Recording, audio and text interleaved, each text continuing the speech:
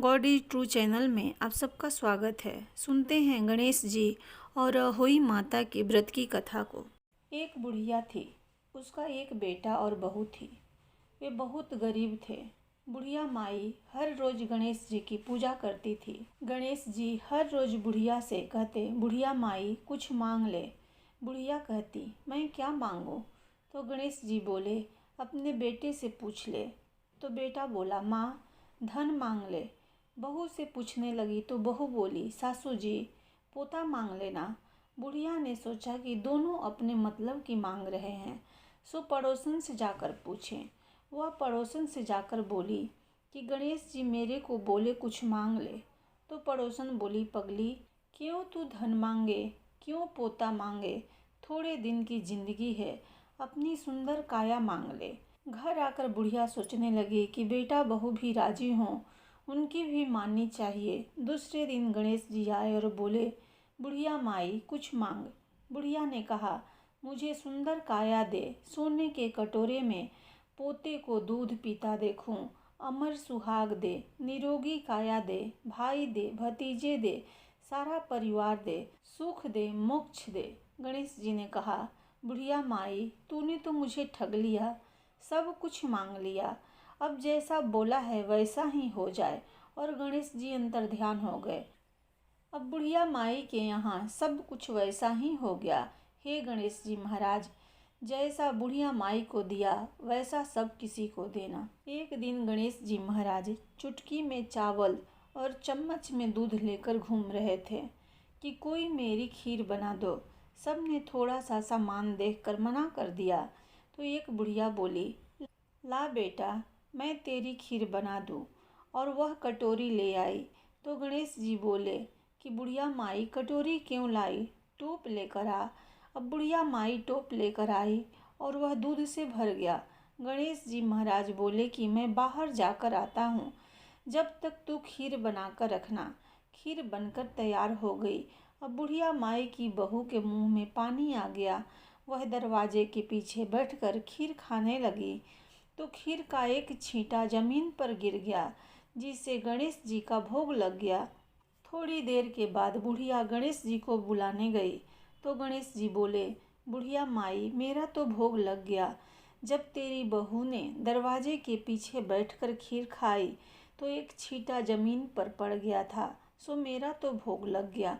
तो बुढ़िया बोली, बेटा अब इसका क्या करूं? गणेश जी बोले, सारी खीर अच्छे से खा पी कर सबको बांट देना और बचे तो थाली में डालकर छींके पर रख देना। शाम को गणेश महाराज आए और बुढ़िया को बोले कि बुढ़िया मेरी खीर दो। बुढ़िया खीर लेने गई तो उस थाली में हीरे मोती हो गए। गणेश जी महाराज ने जैसी धन दौलत बुढ़िया को दी वैसी सब किसी को दे। एक साहूकार था जिसके 7 बेटे और 7 बहुएं थी। दिवाली से पहले कार्तिक अष्टमी को सातों बहुएं अपनी इकलौती ननद के साथ जंगल में जाकर खदान में मिट्टी खोद रही थी। वह स्याहू की माद थी। मिट्टी खोदते समय ननद के हाथ से स्याहू का बच्चा मर गया। इससे स्याहू माता बहुत नाराज हो गई और बोली, मैं तेरी कोख बांधूंगी। तब ननद अपनी सातों भाभियों से बोली, तुम में से कोई अपनी कोख बंधवा लो। सभी भाभियों ने अपनी कोख बंधवाने से इनकार कर दिया, परंतु छोटी भाभी सोचने लगी कि अगर मैंने अपनी कोख नहीं बंधवाऊं तो सासू जी नाराज होंगी। यह सोचकर ननद के बदले में छोटी भाभी ने अपनी कोख बंधवा ली। अब इसके बाद उसको जो बच्चा होता वह 7 दिन का होकर मर जाता। एक दिन पंडित को बुलाकर पूछा, मेरी संतान 7वें दिन क्यों मर जाती है? तब पंडित ने कहा, तुम सुरही गाय की सेवा करो। सुरही गाय स्याहू माता की भायली है, वह तेरी कोख खुलवा देगी, तब तेरा बच्चा जिएगा। अब वह बहुत जल्दी उठकर चुपचाप सुरही गाय के नीचे साफ सफाई कर आती। सुरही गाय ने सोचा, रोज उठकर कौन मेरी सेवा कर रहा है, सो आज देखूंगी। गौ माता खूब सवेरे उठी, देखती है कि साहूकार के बेटे की बहू उसके नीचे साफ सफाई कर रही है। गौ माता उससे बोली, क्या मांगती है? साहूकार की बहू बोली, स्याहू माता तुम्हारी भाईली है और उसने मेरी कोख बांध रखी है, सो मेरी कोख खुलवा दो। गौ माता ने कहा, अच्छा ठीक है। अब तो गौ माता समुद्र पार साहूकार की बहू को अपनी भाईली के पास लेकर चल पड़ी। रास्ते में कड़ी धूप थी, सो वह दोनों एक पेड़ के नीचे बैठ गई। थोड़ी देर में एक सांप आया। उसी पेड़ पर गरुड़ पखनी का एक बच्चा था। सांप उसको डसने लगा। तब साहूकार की बहू ने सांप मारकर ढाल के नीचे दबा दिया और बच्चे को बचा लिया। थोड़ी देर में गरुड़ पखनी आई तो यहाँ खून देखकर साहूकार की बहू को चोंच मारने लगी। तब साहूकार की बहू बोली, मैंने तेरे बच्चे को नहीं मारा, बल्कि सांप तेरे बच्चे के करीब आया था। मैंने तो उससे तेरे बच्चे की रक्षा की है। यह सुनकर गरुड़ पखनी बोली, मांग, तू क्या मांगती है? वह बोली, 7 समुद्र पार स्याहू माता रहती है, हमें तो उसके पास पहुंचा दे। तब गरुड़ पखनी ने दोनों को अपनी पीठ पर बैठाकर स्याहू माता के पास पहुंचा दिया। स्याहू माता उनको देखकर बोली, आ बहन, बहुत दिनों में आई है। फिर कहने लगी, बहन, मेरे सिर में जुएं पड़ गई है। तब सुरही के कहने पर साहूकार की बहू ने उसकी सारी जुएं निकाल दी। इस पर स्याहू माता प्रसन्न होकर बोली, तूने मेरे सिर में बहुत सलाई घेरी है, इसलिए तेरे 7 बेटे और 7 बहू होंगी। वह बोली, मेरे तो एक भी बेटा नहीं, 7 बेटे कहाँ से होंगे? स्याहू माता बोली, वचन दिया है। तब साहूकार की बहू बोली, मेरी कोख तो तुम्हारे पास बंद पड़ी है। यह सुन स्याहू माता बोली, तूने मुझे ठग लिया। जा, तेरे घर तुझे 7 बहुएं मिलेगी। तू जाकर उचमन करियो, 7 अहोई बनाकर 7 कड़ाही करियो। वह लौट कर घर आई तो वहाँ देखा कि 7 बेटे 7 बहू बैठे हैं। वह खुश हो गई। उसने 7 अहोई बनाई, 7 उचमन किए और 7 कड़ाही करी। शाम के समय जेठानियों आपस में कहने लगी कि जल्दी जल्दी पूजा कर लो, कहीं छोटी बच्चों को याद करके न रोने लगे। थोड़ी देर में उन्होंने अपने बच्चों से कहा, अपनी चाची के घर जाकर देखाओ कि आज वह अभी तक रोई क्यों नहीं। बच्चों ने आकर कहा, चाची तो कुछ मांग रही है, खूब उजमन हो रहा है। यह सुनते ही जेठानियाँ दौड़ी दौड़ी वहाँ आई और आकर कहने लगी कि तूने कोख कैसे खुलवाई? वह बोली, तुमने तो कोख बंधवाई नहीं थी, सो मैंने कोख बंधवा ली थी। अब स्याहू माता ने कृपा करके मेरी कोख खोल दी है। हे स्याहू माता, जिस प्रकार उस साहूकार की बहू की कोख खोली, उसी प्रकार हमारी भी कोख खोलना। एक कटोरी में गेहूं के दाने या फिर हल्दी चावल लेकर कहानी सुने। एक बार एक औरत अपने 7 पुत्रों के साथ एक गांव में रहती थी। एक दिन कार्तिक के महीने में वह औरत मिट्टी खोदने के लिए जंगल में गई।